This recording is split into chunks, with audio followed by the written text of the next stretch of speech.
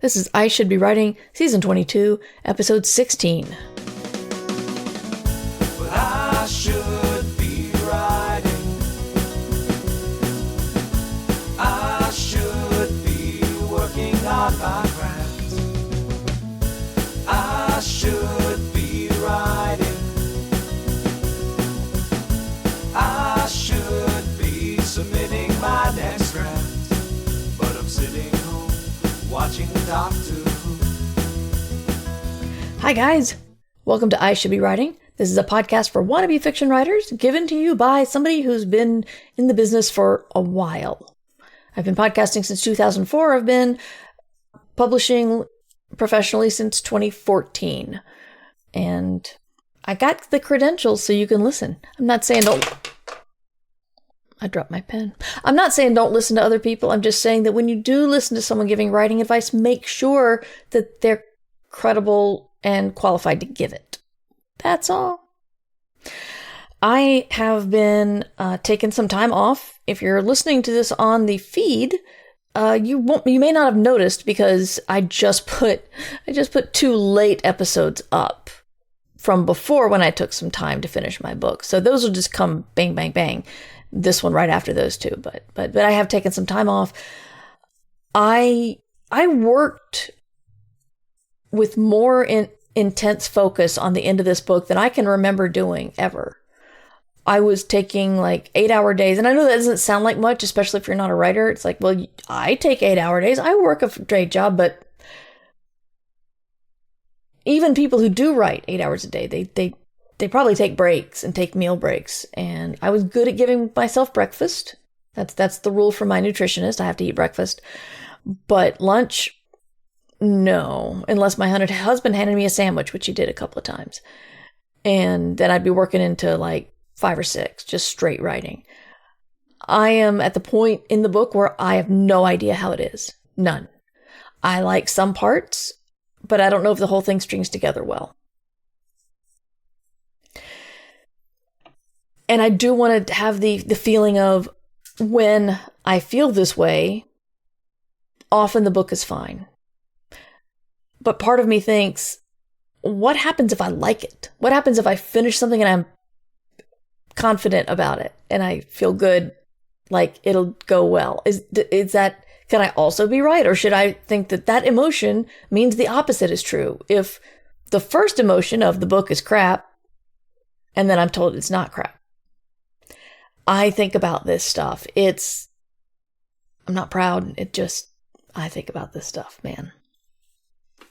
One thing I did last week, and I did it in longhand, is my brain did the magpie thing of, I got a really cool idea. I got to write down now.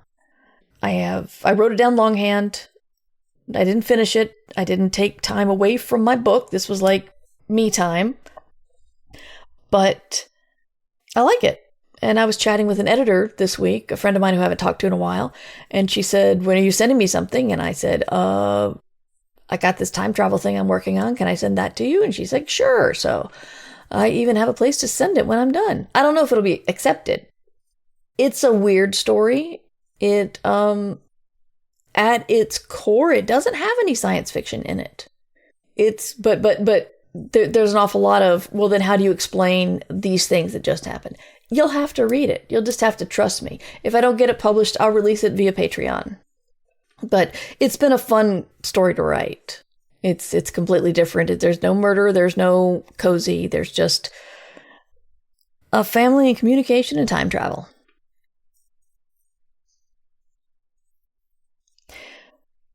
We got a new dog. And if you've listened at all this spring, you know that the dog thing has been very painful. But we found a 1-year-old. She looks a lot like our old dog, Rosa.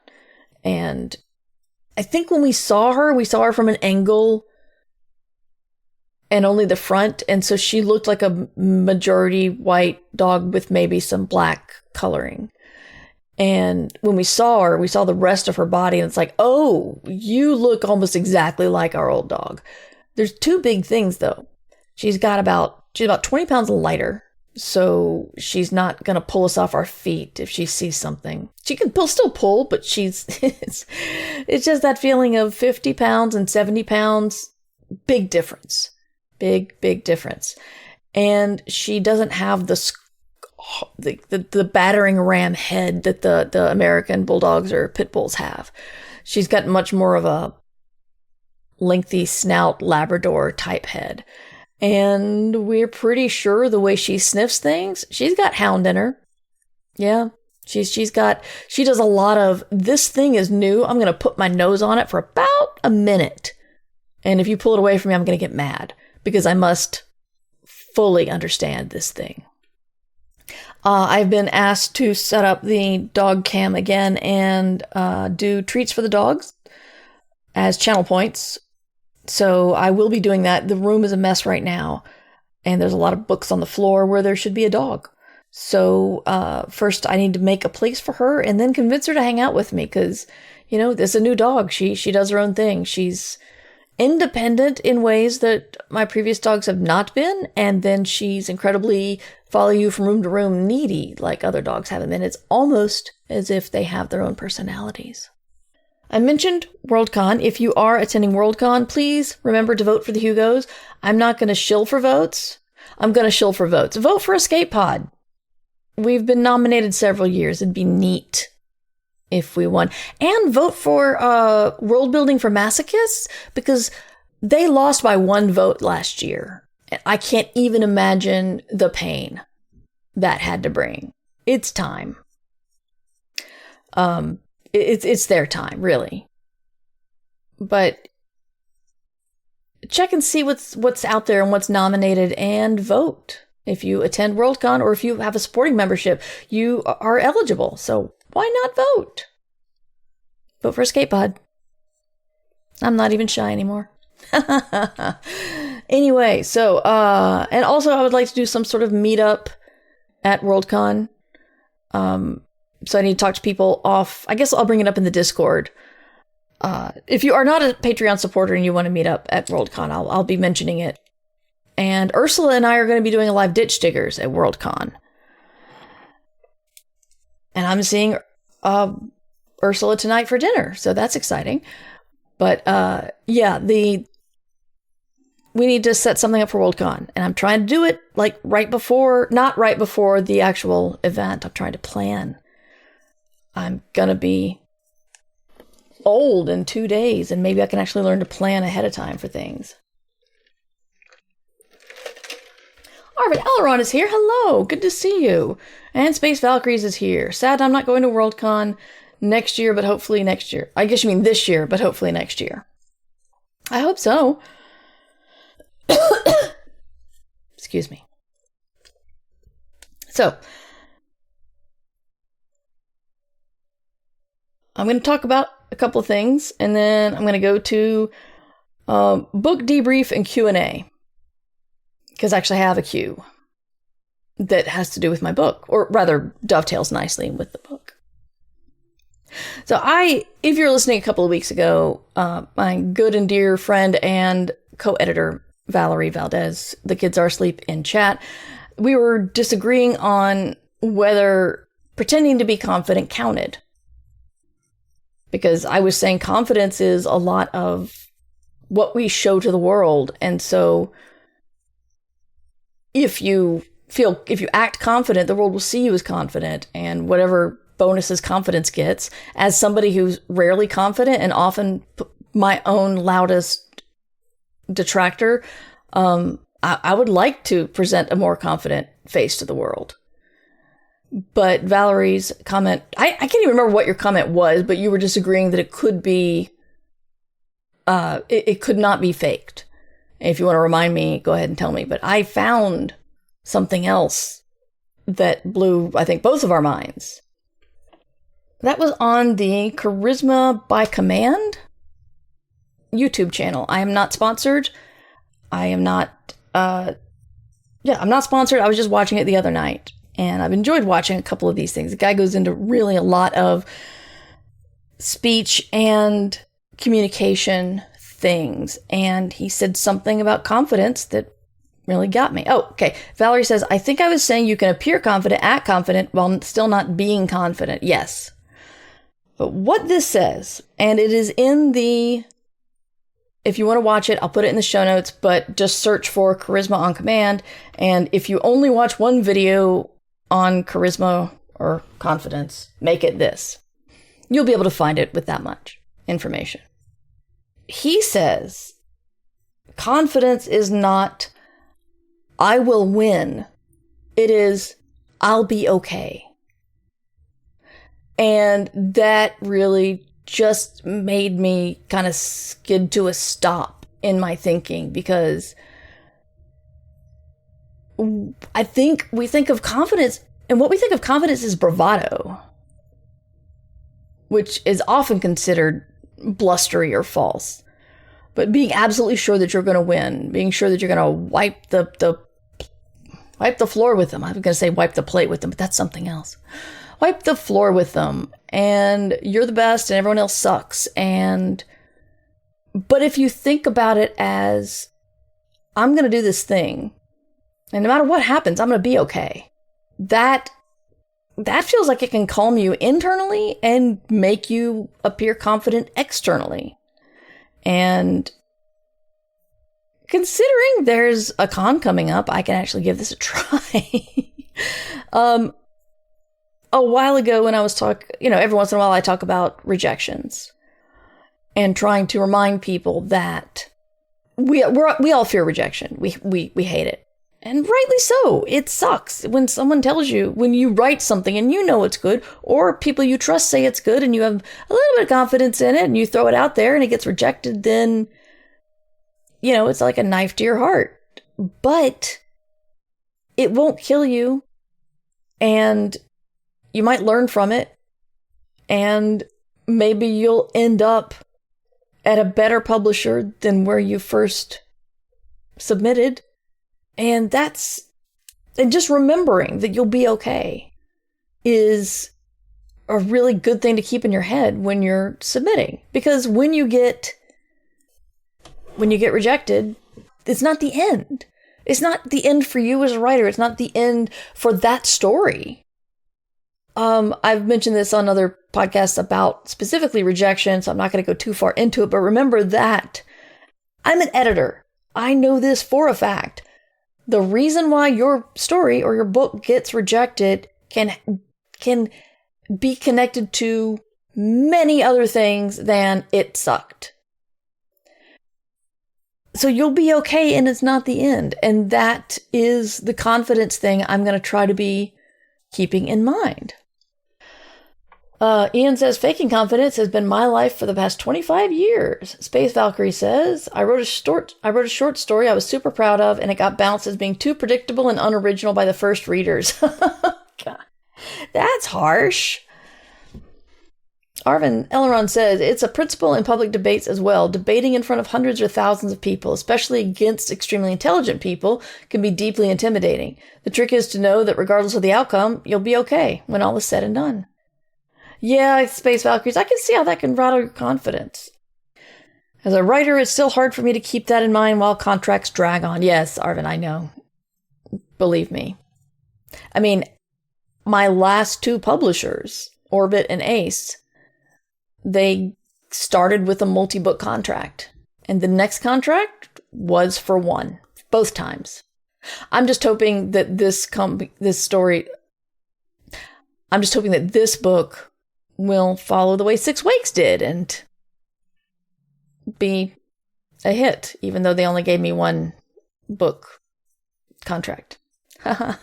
It's interesting. The story I mentioned earlier about time travel that I'm working on is, I'm kind of wondering if it should be a novel now, but I don't know if it has the legs for a novel. Maybe a novella. I don't know. But I'm just going to write it and try to keep it underneath 3,500 words so I can send it to the editor who wanted to see it. But she can reject that. And what will I do then?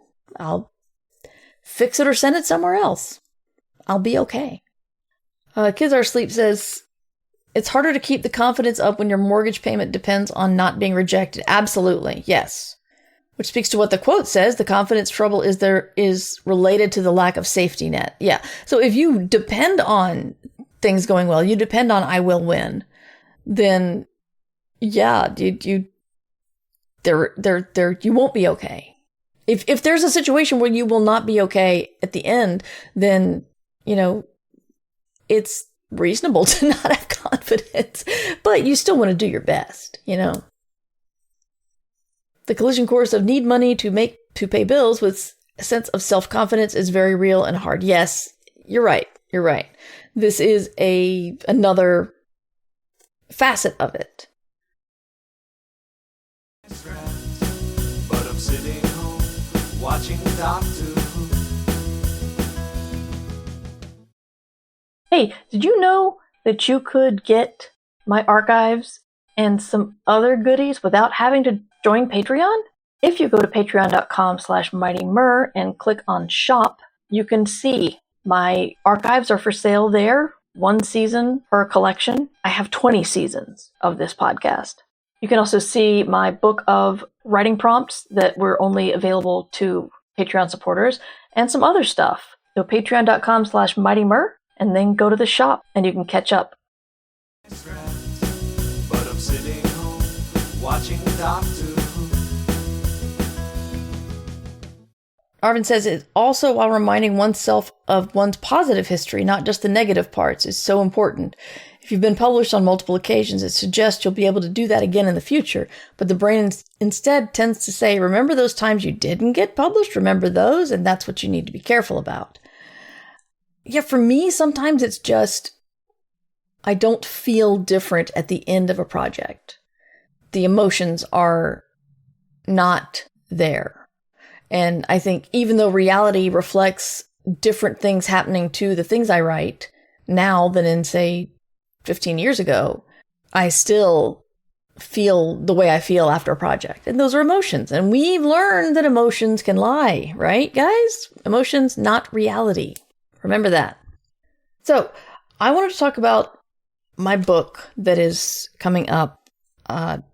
This is my cozy fantasy that I call the quick log line is Samwise Gets a Job, which is essentially the companions to the Chosen Ones. After the Chosen Ones do their thing, they don't have anything to do. And so there's a sort of multiverse inn that hires them.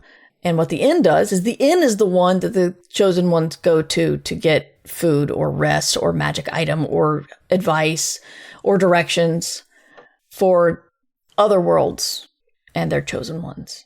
If you've read my stuff, you know that I rely heavily on flashbacks. I think it's because it worked so well in 6 Wakes for me because I was watching Lost at the time. And I was a big fan of Lost because it hadn't gotten really weird, where they had a polar bear and before they fired the black guy.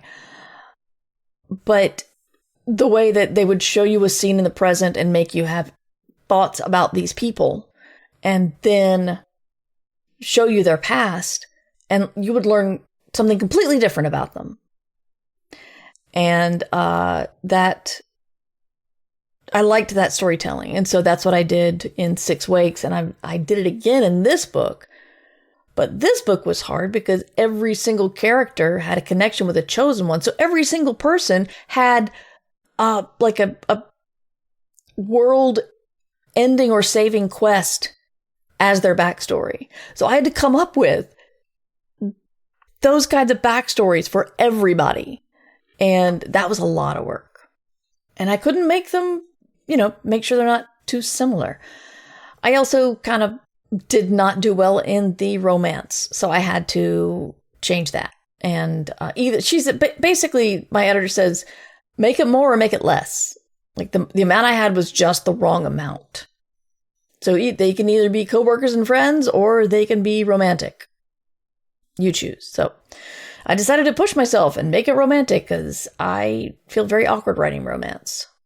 I feel like it's way too on the nose to write romance, and which is weird because, I read things with romantic plots. I read straight out rom-coms, and I don't feel they're on the nose when they talk about how beautiful the guy's eyes are or how they stop breathing when they lock eyes, that kind of thing.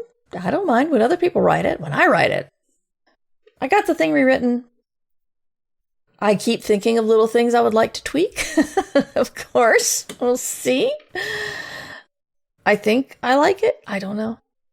But the reason why I brought it up in connection with this Q&A is I've been complaining not getting feedback questions. I got a feedback question from Josh, who asked an excellent question. Because Josh has a problem that I have, and I've not heard a lot of other people having. And that is, when you finish something and you realize, usually a book, and you realize it's too short. Most people write hundreds of thousands of words for their first book, and they don't know how to stop telling a scene or stop telling a story. And one of the biggest things you learn as a beginning writer often is how to cut a scene down, what's important and what's not. And grass is always greener, because I would love to have that problem.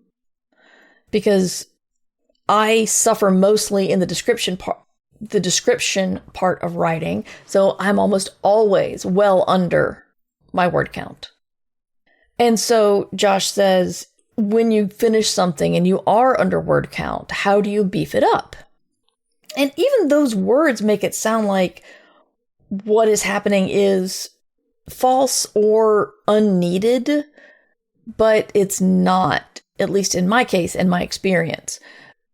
Because in my experience, I look at my weakest problem, which is description. And I can go through the book and find where I can describe people, and find where I can describe rooms, and find where I can describe action. And that will be a huge cleanup, or rather beef up, punch up, glow up. I forgot all the words. Glow up is getting pretty with makeup. Punch up is either a comedian making fun of a less marginalized group of people than they are, but isn't editing scripts to make them funnier also punch ups? I remember with my second book, or third book, Shambling Guide to New Orleans, or Ghost Train to New Orleans. Am I even me? I can't really not hitting all the words today. Excuse me. In my third book, Ghost Train to New Orleans, I remember writing the final fight scene, and it was a lot, just so much work. I felt like I was sweating blood to get the description of the New Orleans swamp down, the action, where everything was. But I remember how hard it was to write that scene. And the comments from my editor were, "This is great. Now do it for the rest of the book." So that was not what I wanted to hear, but she was right, you know? So I had to find my weakness and focus on that through the book. I think description itself is a good way. I mean, it could be because it's my problem, but I feel like most people don't complain about too much description until the book gets into like the 200,000 word range. And then it's like, oh, please spend another 2 pages on her dress, or spend another chapter on the meal. And people joke about that. They joke about that with George R.R. Martin, but I'm thinking he's doing pretty good. So, but anyway, I'd say think about your weaknesses. If your weaknesses are dialogue, you can go through and see where you need to talk, your characters to talk more. Your weaknesses may be in action or sex, if you're writing something spicier, that kind of action. Make sure you introduce all the characters properly. Some of them may need some backstory. The characterization or the plot may benefit from a flashback. Sometimes when I go through my book on the edits, I make notes on what chapters are light in description. Something I've not done, but I've heard of and I may do on my next project is someone did just a colored spreadsheet, or, you can draw it in your bullet journal or something. I think that's where I saw it, was bullet journal advice, but a woman made a graph, and every chapter there was just a color. And this is the main color. This is the main part of this chapter. So it's like plot or backstory or romance or flashback or antagonist story or something. And once you get this layout for your entire story, you get a good look at possibly where your weaknesses are. Because if your subplot has more chapters than your main plot, that's a big problem. If you're trying to do a multi-POV book and you have one person being much, much more dominant than others, that might be a problem. I just like it because it lets me play with paper and highlighters. So, do people have any other questions about writing, publishing, anything like that? Josh and anybody else listening on the feed, thank you for your question. If anybody else wants to send me a question, mightymur@gmail.com is the email address, or you can see me live on Twitch most Thursdays, 3 p.m. Eastern Time, twitch.tv/mightymur. So we do like to talk about writing. We do like to talk about other things. We do like to talk about all the things in your head that get in the way when you're trying to write, because most of the problems come from you. I hate to say it, but it's true. Because all my problems come from me, I'll tell you that much. That, not like another book contract, but that's not a problem. That's an opportunity, right? Or something.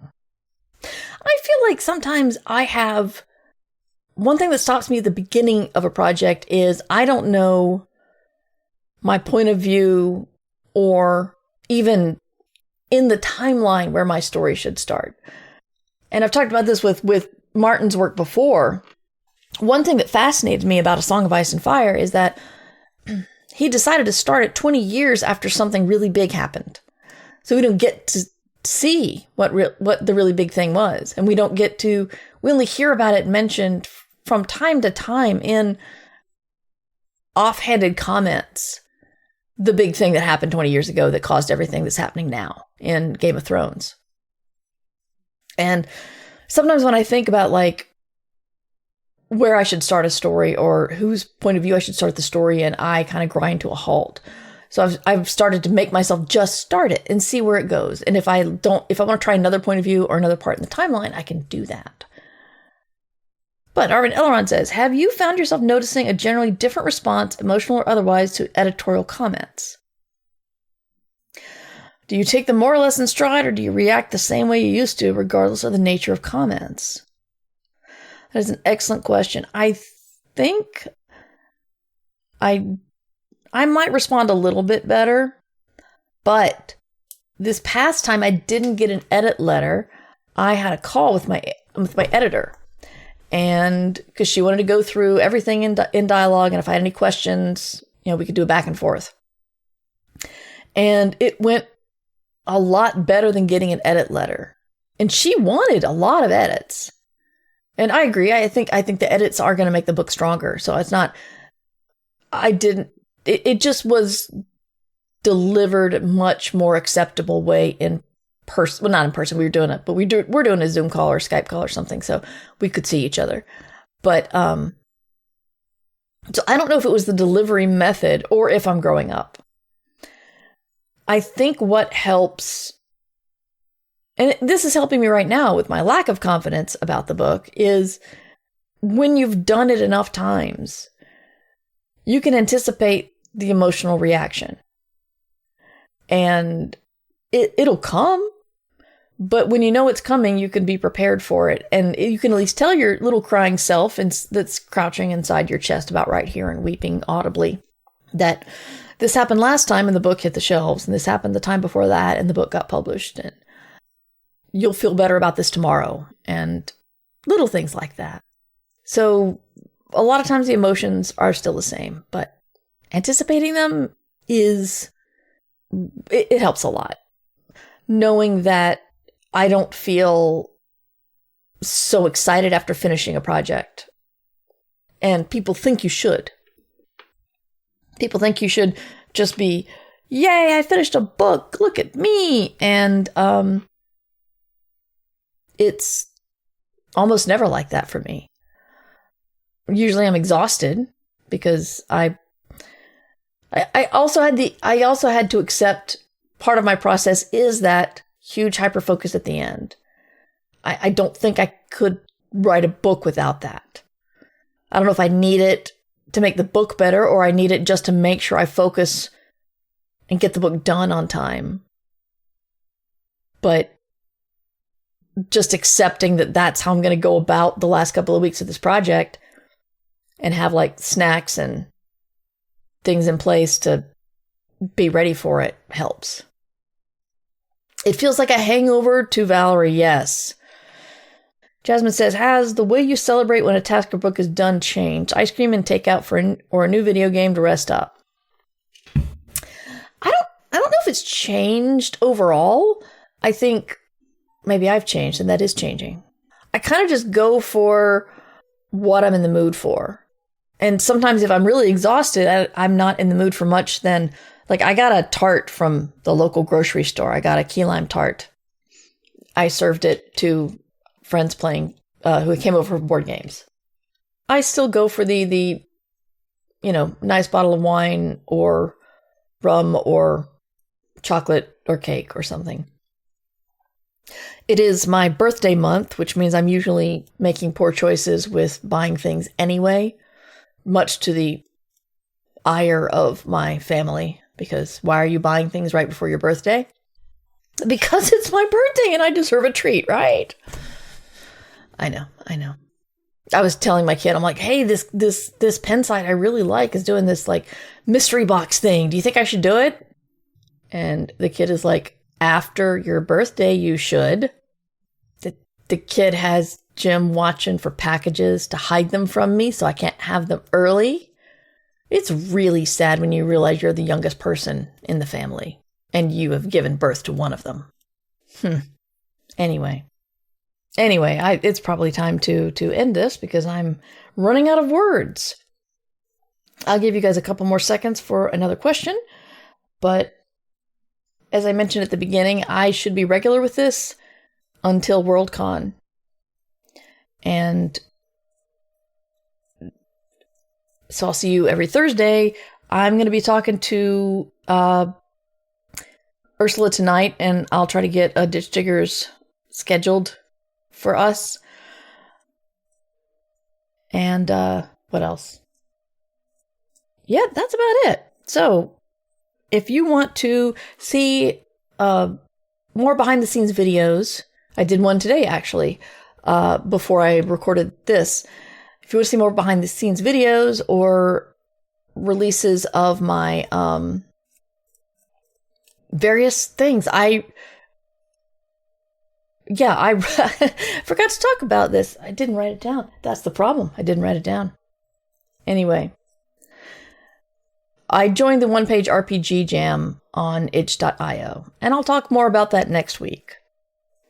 But if you want to get in touch with me, mightymur@gmail.com. You can send feedback, you can send questions, you can send show ideas, whatever. If you want to support the show and support me and keep me in,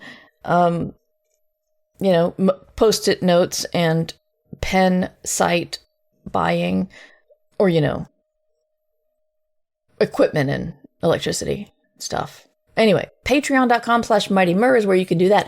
I'm revamping everything on the Patreon soon. If you're listening and you like where you are on the Patreon, don't worry, because current people will be grandfathered into wherever they were. I'm not moving anybody around. I'm not taking away anybody's current treats. So don't worry about that.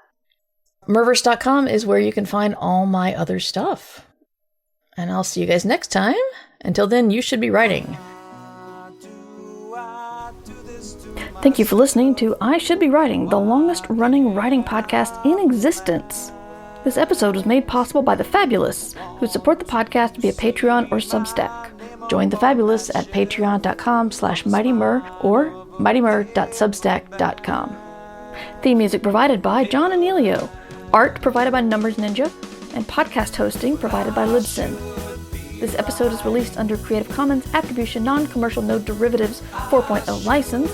You can find all of my books and podcasts at murverse.com. I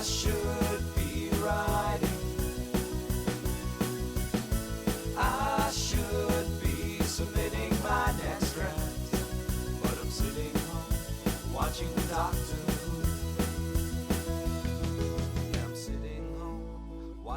Doctor Who.